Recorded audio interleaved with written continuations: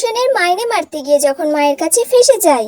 আচ্ছা শোন, পরের মাস থেকে কিন্তু তোদের মাইনে আমি 50 টাকা বাড়িয়ে দিলাম, কারণ অনেকদিন ধরে একই মাইনে আছে, এবার কিন্তু একটু বাড়াতে হবে। পরের মাস থেকে তোরা 400 টাকার বদলে 450 টাকা নিয়ে আসবি।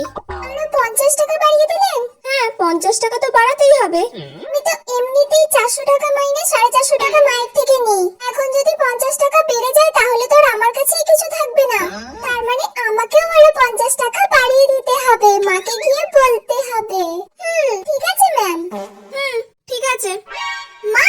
উফ বাবা, বলছি প্রাইভেটের মাইনে আরো 50 টাকা বাড়িয়ে দিয়েছে। আবার 50 টাকা বাড়িয়ে দিল?